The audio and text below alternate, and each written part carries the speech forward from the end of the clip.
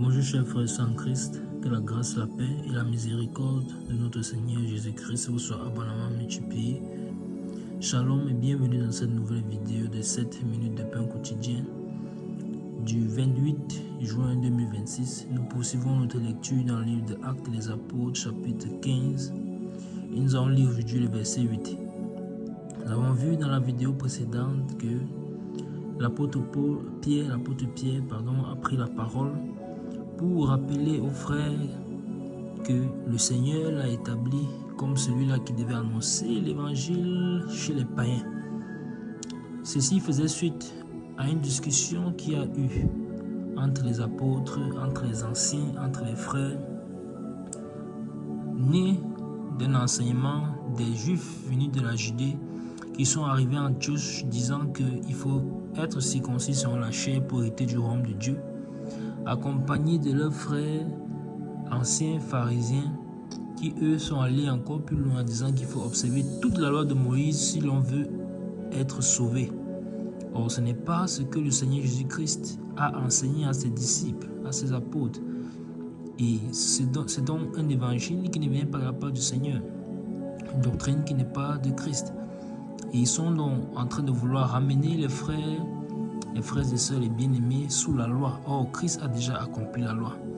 Et cela doit attirer notre attention, à savoir que nous devons faire extrêmement attention à ne pas chercher à retomber sous la loi, à ne pas observer la loi, à ne pas chercher une quelconque justification dans la loi, alors que Christ nous a déjà affranchis de la loi et a déjà accompli toute la loi.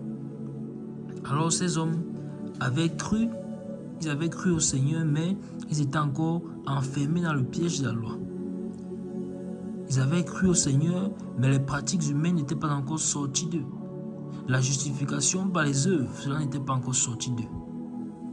Alors, suite à ceci, les apôtres Paul et Barnabas se sont fermement opposés à cela. Et les frères ont donc amené cette cause devant les apôtres et les anciens à Jérusalem. Et c'est donc réuni pendant ce moment-là que l'apôtre Pierre s'est donc levé et a pris la parole.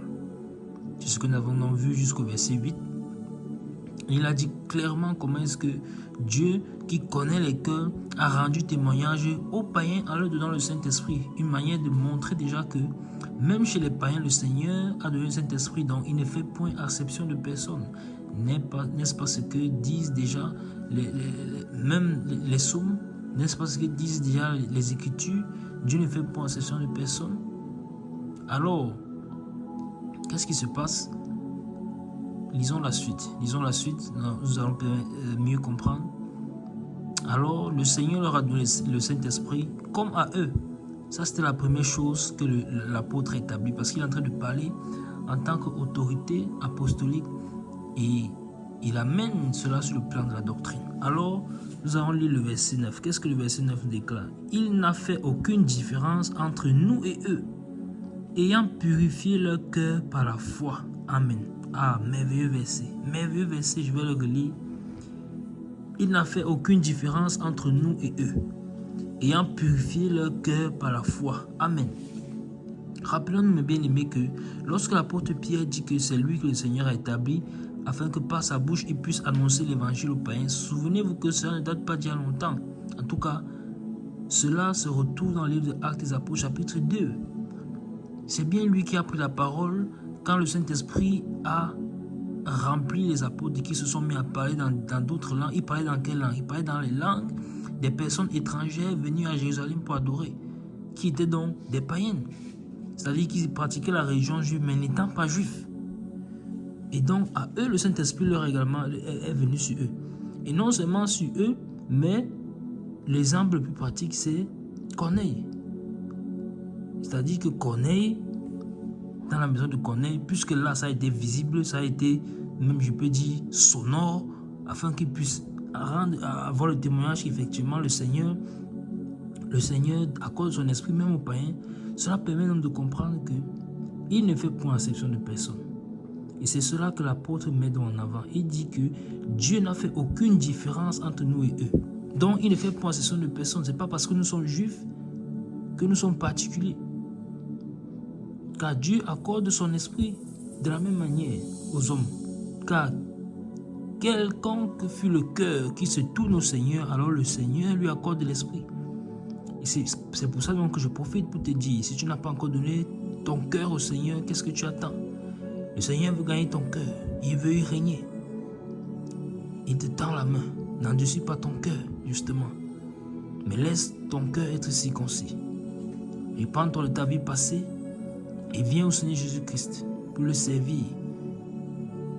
Reconnais-le comme Seigneur et Sauveur, comme le Fils de Dieu qui est venu sur la terre mourir afin que tu sois sauvé et que tu aies la vie éternelle. Alors il t'accordera justement son esprit dont l'apôtre est en train de parler ici, qui est le gage de la rédemption, le gage de la vie éternelle. Et ensuite entre dans les eaux du baptême pour t'identifier à sa mort et à sa résurrection, afin que tu puisses marcher selon l'homme nouveau en nouveauté de vie. Alors l'apôtre Pierre est là. Il leur précise que Dieu n'a pas fait de différence. Et qu'est-ce qu'il a fait d'autre? Ayant purifié leur cœur par la foi. Magnifique verset que nous devons tous souligner dans nos Bibles. Dieu a purifié leur cœur par la foi. Et donc, justement, la foi vient de ce qu'on entend et ce qu'on entend vient de la parole de Dieu. Et les Écritures nous disent donc que par la foi, leur cœur a été purifié. Pourquoi? Parce que lorsqu'ils ont entendu la parole de la prédication, leur cœur a été ouvert. Et comment est-ce que leur cœur a été purifié donc? Comment est-ce que leur cœur, par l'opération de la foi, a été purifié? C'est par la venue de l'Esprit dans le cœur. Par la venue de l'Esprit dans le cœur. C'est-à-dire le changement de pensée, le changement de paradigme. Ils vivaient selon le train de vie quotidien de ce monde. Mais ils se sont tournés. Ils ont reconnu le besoin de connaître Dieu, le besoin de connaître son Créateur. Et ils se sont tournés à lui. Voilà donc comment le cœur a été circoncis. Et le cœur a pu voir, comme Adam a vu sa nudité, a reconnu qu'il était nu. Alors ils ont pu voir la nudité. Qu'ils étaient dans le monde et qu'ils marchaient croyant être vivants, mais pourtant étant morts. Ils en ont vu leur nature de pécheurs et ils sont revenus au Seigneur. Et voilà donc ce que l'apôtre appelle la purification du cœur par la foi. La purification du cœur par la foi. N'est-ce pas une circoncision? N'est-ce pas c'est la vraie circoncision que Dieu recherche? Le cœur qui se tourne vers le Seigneur, comme nous avons donc pleinement étudié dans les versets précédents. N'est-ce pas cela la circoncision du cœur? Mais ces hommes veulent les ramener dans la circoncision de la chair, dont on a vu que cela ne sert plus absolument à rien. Alors, qu'est-ce qui se passe? Le cœur a été purifié par la foi, même les païens. Et l'apôtre est en train de vouloir montrer que les cœurs sont les mêmes, les cœurs de tous les hommes sont les mêmes. Ils sont tous pareils, mauvais. Quel homme peut avoir un bon cœur sur cette terre? Nous ne connaissons pas nos cœurs. Seul Dieu sonde les cœurs. Et c'est ce que l'apôtre a dit au verset précédent, verset 8. Il a dit Dieu qui connaît les cœurs. Dieu connaît les cœurs. On ne trompe pas Dieu. On peut tromper les hommes, mais pas Dieu. Dieu connaît les cœurs. Alors le cœur qui est sincère, qui se tourne à lui, alors Dieu lui accorde l'esprit. Et c'est ça que l'apôtre est en train de dire ici. Alors on comprend clairement qu'il est rempli du Saint-Esprit en train de parler. Et donc, c'est encore une fois de plus un encouragement pour nous. Le Seigneur, par la foi, a purifié nos cœurs. Alors toi aussi, comme je dis, laisse ton cœur être purifié. Et nous, c'est encore une autre occasion de rendre grâce au Seigneur d'avoir purifié nos cœurs par la foi. Car c'est un privilège de connaître le Dieu Tout-Puissant. C'est un privilège d'être enfant de Dieu. C'est un privilège de connaître Jésus-Christ. C'est un privilège. C'est une grâce que nous avons reçue. C'est une grâce que beaucoup n'ont pas reçue.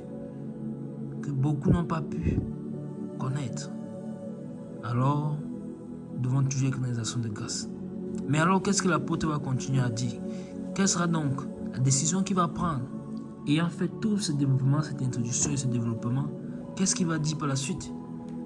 Nous allons le savoir par la grâce de Dieu dans la prochaine vidéo.